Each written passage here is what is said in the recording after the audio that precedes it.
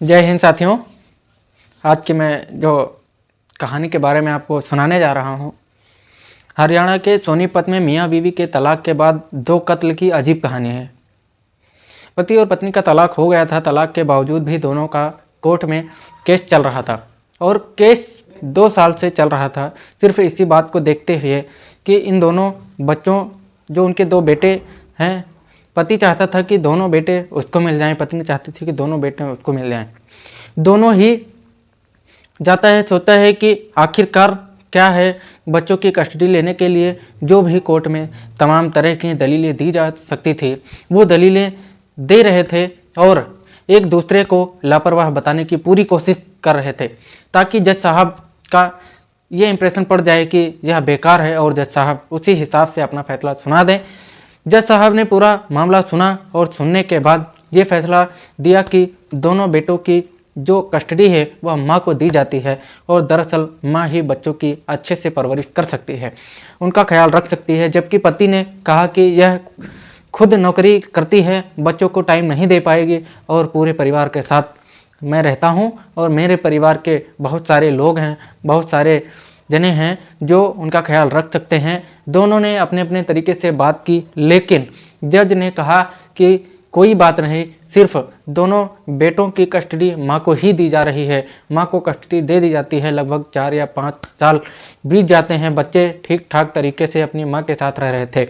लेकिन एक दिन दोनों बेटों को गायब हो जाने की खबर आती है। जैसे ही गायब होते हैं, इनको ढूंढने की कोशिश की जाती है तो पता चलता है इन दोनों बच्चों का कत्ल कर दिया गया है। और कत्ल का जब खुलासा होता है, खुलासे का कारण जब सबके सामने आता है तो उसको सुन के भी बड़ी हैरानी होती है। साथ ही जो कातिल निकल के आता है उसको सुनकर भी बहुत हैरानी होती है। आज कहानी इसी पूरी घटनाक्रम की है, क्यों मियाँ बीवी का तलाक हुआ और क्यों उन दोनों बच्चों का कत्ल हुआ था। आज की जो सच्ची घटना मैं आपको सुनाने जा रहा हूँ, ये सच्ची घटना हरियाणा प्रदेश का एक शहर सोनीपत, दरअसल यह उसी की सच्ची घटना है। बात कर रहा हूँ 21 फरवरी 2024 की शाम लगभग 4 से 5 बजे के आसपास सोनीपत में ही आदर्श नगर एक मोहल्ला है, उसी की एक गली नंबर 5, वहाँ की रहने वाली एक महिला जिसका नाम रूबी होता है। रूबी फैक्ट्री से काम करके अपने घर पर आई थी और घर आने के बाद जैसे ही दरवाज़ा खोलती है, दरवाज़ा खोलने के बाद दोनों बच्चों को आवाज़ लगा रही थी। कभी वंश को आवाज़ लगा रही थी तो कभी वीर को आवाज़ लगा रही थी। वंश बड़ा बेटा होता है जिसकी उम्र लगभग 10 साल के आसपास होती है और वीर छोटा बेटा होता है जिसकी उम्र लगभग 7 साल के आसपास होती है। दोनों बच्चे स्कूल से आने के बाद घर पे ही रहते थे या फिर गली में खेला करते थे। लेकिन 21 फरवरी 2024 को दोनों बच्चे दिखाई नहीं दे रहे थे। माँ रूबी परेशान हो जाती है, घर का एक एक कोना देखती है। इसके बाद वो सीधा पड़ोसियों के पास जाती है कि क्या तुमने हमारे बच्चों को देखा है। पड़ोसी ऐसे बच्चों के पास जाती है जिनके पास वह अक्सर खेला करते थे। पड़ोसी भी मना कर देते हैं, बच्चे भी मना कर देते हैं। साथ ही घर में एक एक कोना ढूंढती है, वहाँ भी बच्चे नहीं मिलते। माँ थोड़ा परेशान हो जाती है। इसके बाद रिश्तेदारों को फ़ोन मिलाती है और रिश्तेदारों के साथ ही वो अपने जो स्कूल के बच्चे जहाँ पढ़ते थे उस स्कूल को फ़ोन मिलाती है। दरअसल मसद मोहल्ले का ही एक गवर्नमेंट स्कूल है, वहाँ एक मैडम को वो फ़ोन मिलाती है और मैडम को फ़ोन मिला के करके कहती है कि आज वंश और जो वीर हैं वो दिखाई नहीं दे रहे। स्कूल से वो किस वक्त आए थे, तो मैडम कहती है वो स्कूल से तो निकल चुके हैं। जब स्कूल से भी उनकी सूचना मिलती है कि वो निकल चुके हैं, माँ परेशान हो जाती है। जैसे जैसे वक्त आगे बढ़ रहा था वैसे वैसे रात का पहर भी बढ़ने लगता है और उस माँ की हालत ज़्यादा ख़राब होने लगती है। कुल मिला करके उसके आसपास के लोगों को पता ही चल जाता है, रिश्तेदारों को पता चल जाता है। रो रो कर उसका बुरा हाल हो जाता है। पूरी रात तो वो अपने बच्चों को इधर उधर ढूंढती है, हर संभव कोशिश करती है, लेकिन बच्चे नहीं मिल पाते। अगला दिन यानी कि 22 फरवरी 2024 का वो दिन आ जाता है। सुबह जैसे ही दिन निकलता है सीधे थाने जाकर गेट पर बैठ जाती है। थाना होता है सिविल लाइन थाना, जो कि सोनीपत में होता है। वहाँ गेट पर इंतज़ार कर रही थी कि कब बड़े साहब आएंगे, कब वो अपनी पूरी कहानी बताएगी। वह बताती है कि मेरे दोनों बेटे हैं उनका एक का नाम वंश है, दूसरे का नाम वीर है। दोनों ही गायब हो चुके हैं। अपनी बात कहते कहते जो एसओ होते हैं उनके सामने रो रही थी। एसएचओ से ने पानी पिलाया, कहा कि परेशान मत हो, जो भी बात है कोशिश करो, हम पूरी की पूरी कोशिश करेंगे तुम्हारे बच्चों को ढूंढने की, जितना जल्दी हो सकेगा तुम्हारे बच्चे तुम्हारे पास होंगे, तुम बिल्कुल परेशान मत हो। जैसे ही हमें बताने की सही तरीके से कोशिश करो। फिर माँ बात करते करते रो रही थी, बता रही थी। आखिरकार इंस्पेक्टर ने मुकदमा दर्ज कर लिया। दर्ज करने के बाद यह अपहरण की धाराओं में मुकदमा दर्ज कर लेते हैं और उसके बाद फिर पूछा जाता है कि तुम्हें किस पर शक है, क्या लग रहा है, तो वो बताओ। तो बताती है कि साल 2012 में उसकी शादी हुई थी। यहीं एक मोहल्ला है विकास नगर, वहाँ का रहने वाला राहुल कुमार होता है। उसके साथ शादी होती है। ज़िंदगी कुछ दिन तक तो ठीक चलती है, 2 बच्चे पैदा हो जाते हैं। साल 2017 में उसका तलाक हो जाता है। तलाक होने के बाद साल 2019 में कोर्ट से अनुमति मिलती है, बच्चों की परवरिश तुम ही करोगी। जैसे ही इंस्पेक्टर ने यह बात सुनी, इंस्पेक्टर ने अपनी टीम को लिया और टीम को ले जाने के बाद सीधा राहुल के पास पहुंचते हैं। राहुल को हिरासत में ले लिया जाता है। उससे पूछताछ की जाती है। उससे कहा जाता है कि भाई दोनों बच्चे कहाँ हैं, पूरा का पूरा शक तुम्हारे ऊपर है, जो भी सच है सच सच बता दो। जैसे ही उससे पूछा जाता है, ये बात पूछी जाती है, वो इधर उधर की बातें कर रहा था। लेकिन पुलिस अपने तरीके से जब सख्ती से उससे पूछताछ करती है तो सख्ती से पूछताछ करने के बाद भी पुलिस को कोई सफलता नहीं मिल रही थी। वो साफ साफ सिर्फ एक ही बात कह रहा था कि उस महिला ने मुझे फंसाने के लिए दोनों बच्चों को गायब किया होगा, आपको उसी महिला से पूछना चाहिए।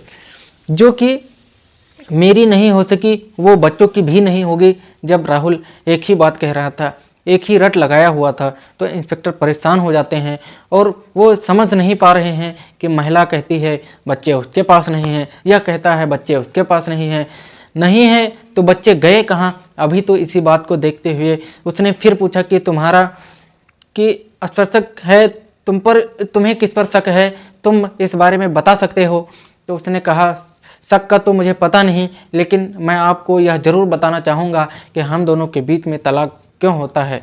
जब बात तलाक की आती है तो इंस्पेक्टर सुनना चाह रहा था कि हाँ वाकई ठीक है, साल 2012 में उनकी शादी होती है। यह महिला और ये दोनों, जो इसका पति होता है राहुल, ये दोनों ही एक फैक्ट्री में काम किया करते थे। काम करते करते इस महिला के एक व्यक्ति से, जिसका नाम होता है नितिन, जो कि मोहल्ला कबीरपुर का रहने वाला होता है। वैसे वो मूल निवासी होता है उत्तर प्रदेश का, जिला बागपत होता है। बागपत का एक वरनमा का एक जगह लगती है, वहाँ का वो रहने वाला होता है। जैसे ही यह बात उससे पूछी जाती है, उससे क्या मतलब, तो कहते हैं कि दोनों की दोस्ती हो जाती है। दोस्ती के बाद ये प्यार कर बैठते हैं और प्यार करने के साथ साथ ये दोनों एक दूसरे के रिलेशनशिप में आ जाते हैं।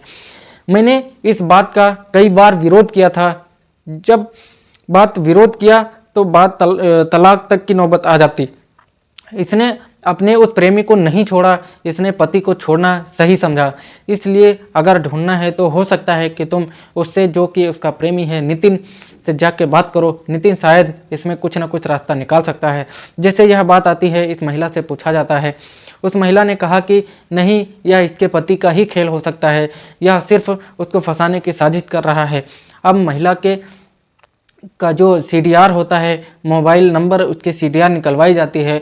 जो उसका पति होता है, वो पूर्व पति यानी कि राहुल कुमार, उसके भी मोबाइल का CDR निकलवाया जाता है। दोनों की कॉल डिटेल जब निकलवाई जाती है और कॉल डिटेल से पति की जो कॉल डिटेल थी वो बिल्कुल साफ़ सुथरी थी, उसमें किसी तरह का कोई लोचा नहीं था। लेकिन जो रूबी होती है, उसकी कॉल डिटेल से पुलिस को एक नाम निकल के आता है, वो नाम होता है नितिन का। इसलिए पुलिस ने प्राइम सस्पेक्ट के तौर पर इस महिला से भी पूछताछ करने के बाद सीधा जब नितिन की तरफ जाती है, नितिन को पुलिस चारों तरफ से घेर लेती है। और जब नितिन को ये पता चलता है कि यहाँ पुलिस आ चुकी है, बस वो पुलिस को देखकर छत से कूद जाता है। जैसे ही छत से कूदता है, उसके पैरों में चोट आ जाती है, यानी कि वो घायल हो जाता है और भागने की कोशिश कर रहा था। उसके भागने की कोशिश नाकाम हो जाती है। पुलिस इसको हिरासत में लेने की कोशिश कर रही थी, टांगों में चोट लगी थी। इसलिए नज़दीक की एक नागरिक हॉस्पिटल होता है, वहाँ पर इसको एडमिट कराया जाता है और एडमिट कराने के साथ में इससे पूछा जाता है कि बच्चे कहाँ हैं। जब वो बच्चों के बारे में उससे पूछ रहे थे तो उसने भी इधर उधर की बातें बताना शुरू कर दिया जैसे, लेकिन पुलिस ने अपने तरीके से सख्ती से पूछताछ की तो वो टूट जाता है। और जब टूट जाता है तब पता चलता है कि स्कूल से बच्चे जैसे ही घर पहुंचे थे उसने रास्ते में इन दोनों बच्चों को अपनी बाइक पे बिठाया और बाइक पर बिठाने के बाद ये सोनीपत से सीधा उत्तर प्रदेश के जो बागपत ज़िला होता है उसका एक गांव लगता है गौरीपुर। दरअसल ये उसकी तरफ लेकर चलने लगता है और चलता चलता ये जब दूर पहुंच जाता है तब इसको लगता है कि बच्चे काफ़ी दूर आ चुके हैं। जंगल में एक ईख का खेत होता है, उन बच्चों को किसी बहाने ईख के खेत के अंदर लेके जाता है और दोनों ही बच्चों का गला दबाने के बाद उनकी हत्या कर देता है। हालांकि बच्चों ने इसका विरोध किया और जब तक वो करते रहे जब तक कि उनकी शायद उनके दम नहीं निकल गया, लेकिन जो कातिल था कातिल ने जब तक उनका गला दबा के रखा जब तक उनके प्राण नहीं निकल गए, जब तक वो मर नहीं गए। उनकी लाश वहीं पड़ी हुई थी। 23 फरवरी 2024 की सुबह आखिरकार पुलिस ने जब उसकी निशानदेही के आधार पर जब उस जगह को खोजा तो वहाँ सचमुच 2 लाशें मिल जाती हैं। दोनों लाशें होती हैं वो बच्चों की लाशों को कब्जे में ले लिया जाता है और कब्जे में लेने के बाद उनका पोस्टमार्टम कराया जाता है। उससे पता चलता है कि दोनों की मौत गला घुटने से ही हुई है। अब पुलिस इससे पूछ रही थी कि आखिरकार तुमने इनकी हत्या क्यों की, इसके पीछे क्या वजह है, क्या कारण है। तो कहता है कि मैं रूबी से बेइंतहा मोहब्बत करता हूँ, बेइंतहा प्यार करता था, लेकिन बच्चों से नफरत करता था। मैं नहीं चाहता था कि मेरी ज़िंदगी में रूबी के साथ साथ बच्चे आएँ, इसलिए मैंने बच्चों को रास्ते से हटाने की प्लानिंग कर ली थी, इसलिए मैंने यह सब काम किया। जब यह बात उस महिला से पूछा गया तो महिला का रो रो कर बुरा हाल हो जाता है। वह सोचने पर मजबूर हो जाती है आखिरकार उसके बच्चों के साथ ऐसा क्या हो गया। दरअसल जब पुलिस ने अपनी जांच पड़ताल की तो इस महिला का अभी तक कोई सीधे रूप से कोई भूमिका नहीं पाई गई थी इन बच्चों की हत्या में। हालांकि पुलिस के जो एसपी होते हैं नरसिंह, उनका यह कहना है कि बच्चे जो मारे गए हैं वह प्रेमी की नफरत की वजह से ही, हालांकि वह प्रेमिका से प्यार करता था लेकिन बच्चों से नफरत करता था। अभी इस प्रेमिका की इस हत्याकांड में कितनी भूमिका है इसकी भी जांच की जा रही है। जो इसके पति की जो भूमिका है उसकी भी जांच की जा रही है। पूरे जो प्रकरण की तसल्ली से जांच की जा रही है। हालांकि प्रथम जो दृष्टता से सबूत मिले उन सब में यही कहानी है। इस कहानी को सुनाने का उद्देश्य किसी को परेशान करना नहीं है, ना ही किसी का दिल दुखाना है। आप सब अपना ख्याल रखें, सुरक्षित रहें। जय हिंद, जय भारत।